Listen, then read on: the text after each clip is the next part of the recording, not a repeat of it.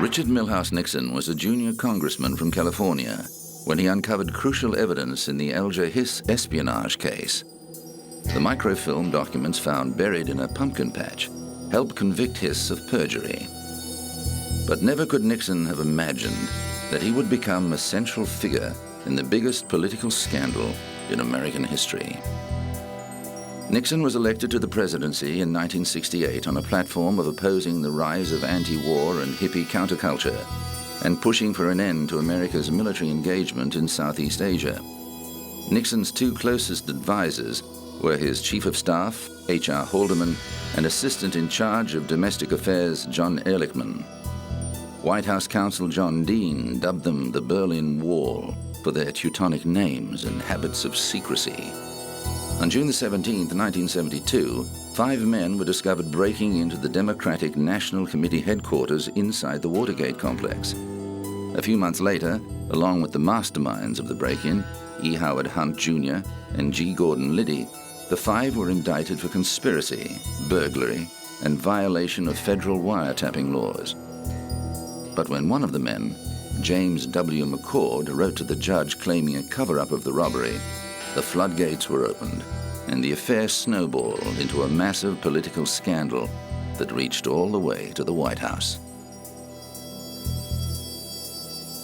It was eventually revealed that President Nixon and his government had been involved in an astonishing array of criminal activities, including campaign fraud, political espionage, and wiretapping of not only their political opponents, but also the press and ordinary citizens. A hidden Mexican slush fund was also discovered, used to pay for these activities, provide money for cover-ups, and buy the silence of anyone arrested. But it all began to unravel. In a Senate investigation, former staff members testified against President Nixon and his team. G. Gordon Liddy served 4.5 years in jail for his part in the conspiracy before reinventing himself as a radio talkback host, actor, and political strategist, and writing a best-selling book. In 1997, he returned to the Watergate complex to commemorate the 25th anniversary of the break-in and broadcast his nationally syndicated radio show from the lobby. Baldwin had a transceiver, and we had a transceiver. And Mr. Baldwin spotted the police officers who were, coming down toward the thing, and he was doing what he was supposed to do. He was calling over and saying, okay, he asked, he said, are our guys dressed in hippie clothes? And we said, no way our guys are dressed in hippie clothes. They're all dressed like businessmen. And he said, well, there's hippie clothes people coming, and he said, and they got guns. And that's when we're trying to get a hold of these people, but they had turned down the gain on their transceiver, so they couldn't read all these things. And finally, we just heard one little phrase from them. They were whispered, they've got us. And that's how we knew that, it was all over. As it turned out, it was all over for Nixon's presidency, too, although it took another 2 years for the Watergate evidence to mount up. It was revealed largely thanks to Washington Post reporters Bob Woodward and Carl Bernstein and their infamous anonymous source, W. Mark Felt, codenamed Deep Throat. Nixon continued to deny knowing anything about the Watergate crimes. I had no prior knowledge of the Watergate break-in. I neither took part in nor knew about any of the subsequent cover-up activities. But others testified otherwise, and White House counsel John Dean became the star witness of the Senate Watergate Committee, implicating both former Attorney General John Mitchell and President Nixon in the cover-up. As Dean had no evidence other than his notes, his testimony was not given much weight until it came to light that Nixon had recorded many of the conversations he'd had during his presidency. The tapes were subpoenaed by the inquiry and contained shattering revelations, including evidence of illicit campaign contributions, secret bombings of Cambodia, and widespread illegal wiretappings and harassment of Nixon's opponents. The fallout led to threats of impeachment, but Nixon forestalled this action by stepping down as president. I shall resign the presidency effective at noon tomorrow. 7 former presidential aides were indicted for their role in the scandal, and 4 of them, including Haldeman and Ehrlichman, were convicted and served jail time. Altogether, 19 conspirators went to prison for Watergate. However, Nixon was not among them. On September the 8th, 1974, President Gerald Ford, who took over from Nixon, controversially granted the former president a full and unconditional pardon for any crimes he may have committed during his presidency.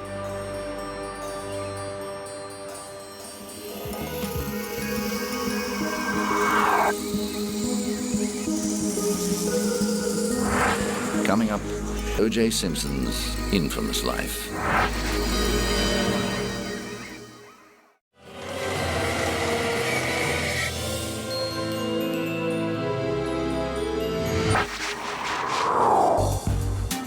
(875 South Bundy Drive, Brentwood, Los Angeles. On the 12th of June 1994, Nicole Brown Simpson, age 35, and her friend 25-year-old Ronald Goldman were brutally murdered in the driveway of this home. The prime suspect was Nicole's ex-husband, Orenthal James Simpson, known to the world as O.J., who was filmed being chased by police on Interstate 405. The football legend, sports commentator, and sometimes movie star was eventually arrested and charged with the crimes. 4 days after the case, Simpson appeared in court for his arraignment and pleaded not guilty to the two murders. The following trial lasted 9 months and attracted so much global publicity, it was dubbed the trial of the century. The court case made many of the people involved in it familiar figures. Judge Lance Ito found himself the subject of television comedy parodies. Prosecutor Marcia Clark and leading members of the defense team, like Johnny Cochran, also found themselves in the spotlight. Although there was a great deal of DNA evidence against Simpson, in the end it seemed as if the prosecution's case rested on its ill-advised decision to have Simpson try on one of the blood-soaked gloves implicated in the murders. Perhaps it had shrunk due to the blood, or following a freezing and thawing process. Perhaps it's true that Simpson had stopped taking arthritis medication, resulting in swelling of his joints, or maybe he simply wasn't guilty. Whatever the reason, the glove clearly did not fit, and the jury took only 3 hours of deliberation before acquitting him on both charges. However, in February 1997, the case took an even more bizarre turn, when a civil jury in Santa Monica found Simpson guilty of the wrongful death of Goldman, as well as battery against both Goldman and Nicole Simpson. But Simpson refused to pay the $33 million in civil damages awarded to the Goldman family. Controversy flared again when Simpson attempted to publish a book called If I Did It in 2006. The Goldman family took him to court and won the right to collect 90% of the book's profits to satisfy the unpaid civil judgment. In 2007, O.J. Simpson was back in court for allegedly stealing sports memorabilia from a Las Vegas hotel room. He and his two co-defendants, Clarence C.J. Stewart and Charles Ehrlich, were bound over for trial on a total of 12 charges. Prosecutors say the men stormed into the hotel room of sports collectors Alfred Beardsley and Bruce Fromong at the Palace Station Hotel and took thousands of dollars worth of Simpson's own memorabilia at gunpoint. Officials charged him with kidnapping with a deadly weapon, robbery with a deadly weapon, and assault and conspiracy to commit kidnapping, robbery and burglary, among other crimes. In January 2008, Simpson was again in front of a judge, facing allegations that he had violated his bail conditions. And when I tell you, Mr. Simpson, there are conditions and there are rules, let me make sure that you understand that if you violate those rules... The 60-year-old has said he was not stealing the memorabilia, but taking back what belonged to him. He remains free on bail of $250,000, but if convicted of the charges, he's facing the inside of a jail cell for the rest of his life.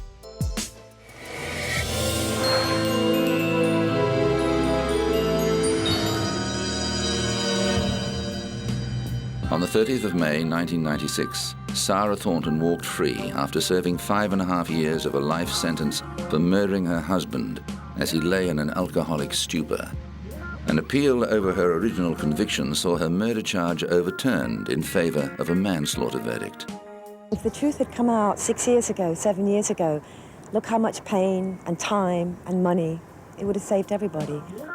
Sarah Thornton admitted stabbing her husband Malcolm with a kitchen knife as he lay drunk on the sofa at their Warwickshire home in 1989. She said it was her husband's violent behavior towards her that caused her to snap. However, during sentencing, the judge found her responsibility for killing him was diminished, not because of provocation, but because she suffered from a severe abnormality of mind. A jury of 8 men and 4 women deliberated for 6 hours before returning the verdict. At a press conference after her release, sitting next to daughter Louise, Thornton said she believed justice had been served. The 5 years I got, for me, yeah, I think that's fair. I'm not saying that every woman should be sent to prison, but for me it was fair. I took a life at the end of the day. But Malcolm Thornton's family was disappointed with the result. People get 15, 20 years for armed robbery, 5 years for taking someone's life. It's disgusting. While Sarah's walked free, it's not a total victory because she hasn't proved she was a battered wife. She's proved instead that she's got a severe personality disorder.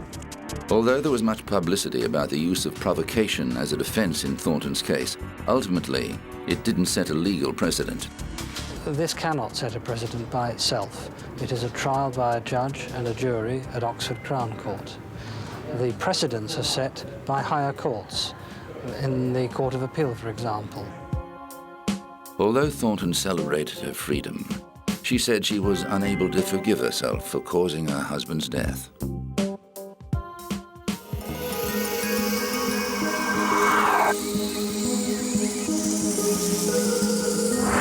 Coming up, Jack the Ripper.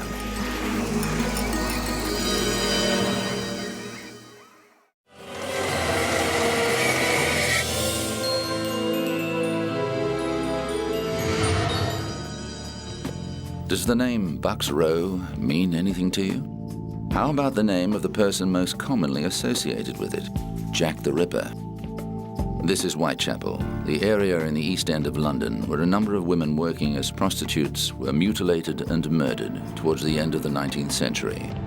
To this day, there remains much debate about not only who Jack the Ripper really was, but which of the women in the Whitechapel murders were actually his victims.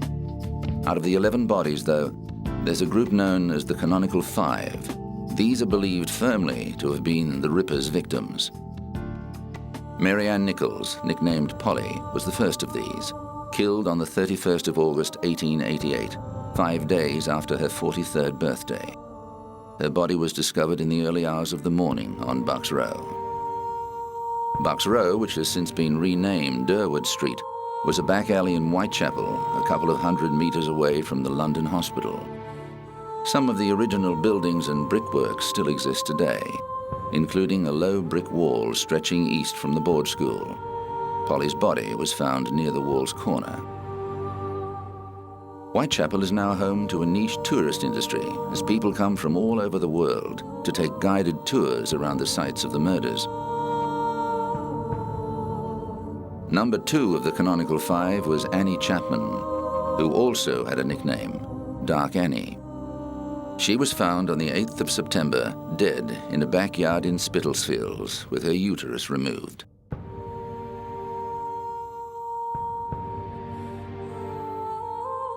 Throughout the police investigation, a huge number of letters were sent to the police. Most of them were declared hoaxes, but there were a handful that the police took more seriously.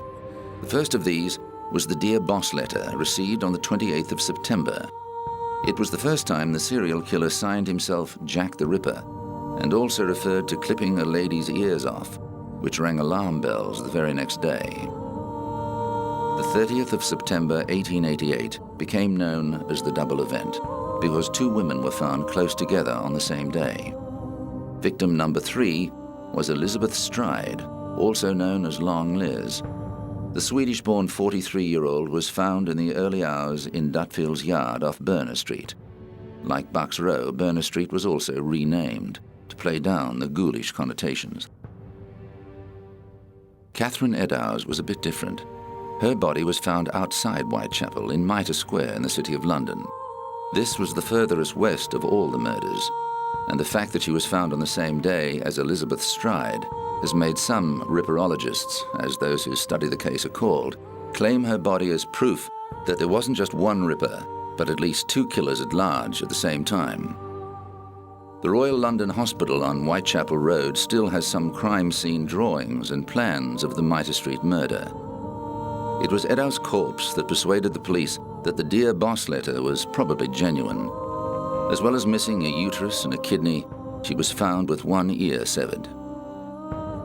The next missive attributed to the killer was the Saucy Jack postcard, which was delivered on the 1st of October and referred to both ear removal and the so-called double event. Journalists already knew those details, however, so the card could still have been a hoax. With such widespread publicity and reporting of the murders, citizens were understandably nervous, and one of them, George Lusk, led the Whitechapel Vigilance Committee to patrol the streets. It was to Lusk that the next letter was addressed. It is widely thought to be the most authentic epistle, largely because it arrived accompanied by a box containing half a human kidney. The writer made a gruesome claim about the other half. "I fried and ate it," the letter said. It was very nice. The last of the canonical 5 was Mary Jane Kelly, nicknamed Ginger. She was the only one of the 5 found indoors, discovered on the bed of her single-room home at Miller's Court in Spitalfields on November the 9th. Even with contemporary technology, we are still no closer to solving the mystery, and the list of possible suspects seems only to grow as the years go by. The briefest survey will throw up at least 25 names of long-dead possibilities. The mystique behind the murderous mystery has grown over the years, and many people have devoted their lives to researching the case. And at London's police headquarters at Scotland Yard, a museum of crimes from the past contains a number of exhibits on the city's most famous unsolved crime. In 2006, the museum was presented with a book containing a handwritten note made by the investigating officer, naming the man he suspected of being the notorious killer. Over the years, suspects have included Montague John Druitt, a 31-year-old barrister and schoolteacher, and Dr. Francis J. Tumblety, an American quack doctor who was arrested in 1888 for gross indecency. But Chief Inspector Donald Sutherland Swanson believed a Polish man, Aaron Kosminski, was responsible for the murders. The book was handed to the museum by Swanson's great-grandson, Neville. It's by Sir Robert Anderson, who was my great-grandfather's boss at Scotland Yard. And this is one of his many memoirs called The Lighter Side of My Official Life. And he presented a copy to my great-grandfather as they'd worked closely together for many years. And my great-grandfather sat down and read it and made certain pencil annotations in parts where he thought he could add to the picture. And there's certain notations there which name who he thinks the killer was? Yes, at the very end of his penciled notes, he says Kosminski was the suspect. And how convinced are you that he knew that was the person? I'm convinced because he was in day-to-day, hour-to-hour control of the case. He saw every piece of paper, spoke to every witness, and he was completely convinced that this was the man. The name of Kosminski has been known for nearly 30 years. At the time of the murders, he was watched by police and later placed in a mental asylum. The murders stopped. The book is a welcome addition to the museum. Everything, the genuine items, all down at the National Archives. So we would have no more than anybody else.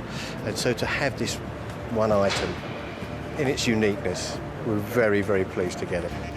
But even a policeman's suspicions won't be enough to end the debate about who Jack the Ripper really was. There will always be speculation. There will always be people that have their own theory. You will never stop that.